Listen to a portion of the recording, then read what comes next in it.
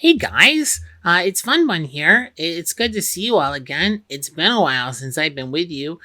Today, I'm going to tell you the story of Tessie Hutchinson, because you guys are going to have to write about her later today, and you'll finish up with that assignment probably on Monday, because tomorrow we got something special. All right, so are you ready? Do you remember Tessie?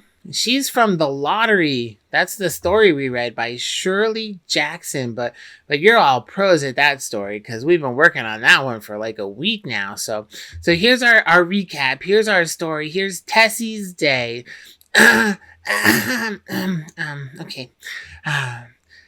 The morning of June 27th was clear and sunny, with the fresh warmth of a full summer day. The flowers were blossoming profusely, and the grass was richly green. Sounds like a nice day, right? I mean, it's summertime, it's beautiful. Everyone loves beautiful summer days, even Tessie. But she was at her house, and she was doing the dishes. So she was like, scrub, scrub, scrub, scrub it up, dub, dub, dub, dub, scrub it up, dub. I'm doing my dishes, yeah. Yeah, I mean, she might not have been singing like that, but like we can hope, I guess, because makes it more fun. Yeah. So then suddenly she looked at her calendar and she realized what day it was, and it was June 27th, and she was like, "Holy Hannah, it's June 27th! Something special is marked on my calendar. What is it?" And after a second, she realized what it was. She realized it was lottery day. See, she hadn't really remembered the lottery. And because she forgot about it, it kind of tells us a little bit about how she feels about the lottery. It might be important or it might be not important. What do you think? If something's really important to someone, they tend to remember what day it is and what day it's on, and they look forward to it. Like birthdays and holidays, anniversaries, and all those kind of things. Those are important days. And people look forward to them. Because Tessie had forgotten that it was lottery day, we can say maybe it's not the most important thing in her life. So then she was like, "Oh my, I've got to go to town. I got to be at the lottery. I hope I'm not late. I don't even have time to take my apron off." And she got to town, and as she was getting there, they were getting started with the lottery, and they were talking already, but they hadn't actually started doing the thing yet. And she stepped up to the back of the crowd, and she talked to a friend of hers named Mrs. Delacroix. It kind of pronounced that wrong. I think it's supposed to be Delacroix, but in the story it says that they pronounce it Delacroix. Yeah, we could talk about that some other time, I guess. Anyways, so she says to her friend, she's like, "Oh, I up and forgot what day today was. There I was at home just minding my own business and washing my dishes when I realized I was already late, and I scooted right over here as fast as I could." And Mrs. Delacroix was like, "You know what? That's okay. You got here just in time, so it's all cool." And they were friendly. And they were friends, and they talked like friends would, and they were glad to see each other.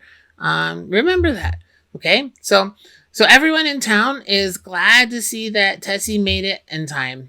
They joke with her a little bit as she moves through the crowd to stand with her husband. His name's Bill. And everyone seems happy to see her. And Tessie seems to be pretty well liked, and it really doesn't seem like anyone has a problem that she's late. And I think because nobody really seemed to mind that she was late, it shows that they maybe don't think the lottery is the most important thing either. I mean, we know they're not upset because they joke with her and they laugh her. They even tease her a little bit like, "Oh, you just made it." And she was like, "Yeah, I got to get my dishes done first. Wouldn't want me to leave them in the sink, would you?" Ha ha ha. Yeah, so they talked and they joked like that, and it was cool. But she's definitely not late because she wants to protest and doesn't want to come. It doesn't seem to be the most important part of her year, but she's also not there to make an objection to what's going on or to try to stop them from doing the lottery. So, yeah, that's important too. So then the menfolk, they pick their little slips from their paper, and it's Bill Hutchinson. That's Tessie's husband. He's the one who gets the marked slip. Yeah, so now she gets a little scared and she starts to protest that the lottery isn't fair.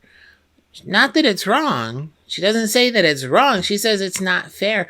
She says that it shouldn't be her family that gets picked for the lottery because Bill just didn't have enough time to get the right slip, or when he wanted, he was rushed. That's what she says.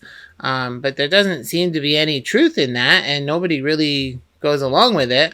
And she's, like I said, she's still not trying to say that it's wrong to have the lottery. So then her family has to draw slips again, and it's Tessie herself who gets the black mark on her slip. And then she keeps yelling about how unfair it is, and it shouldn't be happening like that, and no one's listening to her because that's not what they do, right? They don't listen to the person who gets picked at the lottery. Instead, they're all grabbing stones. Even Mrs. Delacroix, who has to get a stone so big that she has to use two hands to lift it up, because that's what friends do. But no, it's really not what friends do. It shouldn't be what friends do. If your friends are trying to get the biggest stone to throw at you, they shouldn't be your friends. Those aren't good friends. Get better friends. Anyway, so all of the town, they kind of turn on her, and she's saying it's not fair, and it's too late to try to stop them, because that's just the way the ritual goes, right? Now, if you remember our theme, there's danger in following rituals that we don't understand.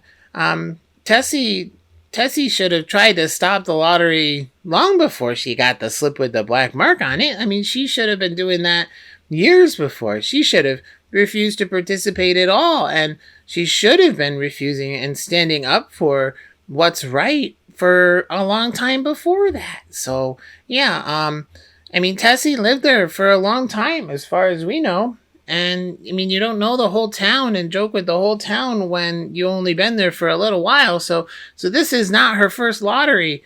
She's participated in the lottery before, and she's been part of that mob that killed people before.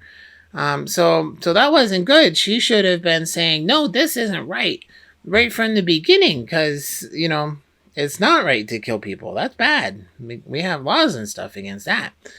Even when the whole town does it, it's still not good. And we should be not participating when things like that happen. In fact, Tessie was right to say, hey, this is wrong. We shouldn't do this. It's just that she did it at the wrong time. She waited until it was only against her that she decided that the ritual wasn't right anymore. I mean, she should have been saying that for years and trying to get people to stop doing the lottery. Other towns had stopped. Their town should have stopped too. But they hadn't. So, unfortunately, Tessie died. Oh no, I'm dead. And that's where our story ends. Unfortunately, we just have to try to learn from it. And that's our job now. So, you have an assignment. Mr. Lane's going to give it to you, and you get to write about this and about doing the right thing and when you should do it. And I'm glad that you let me help you with this, even though I'll be honest with you, it's not my favorite story. This is not a fun, bunnish story. I would not have written this story this way. But I guess it's good for learning, even though it's not fun. That's okay. We can be serious bun sometimes. Yeah. No, I don't like it.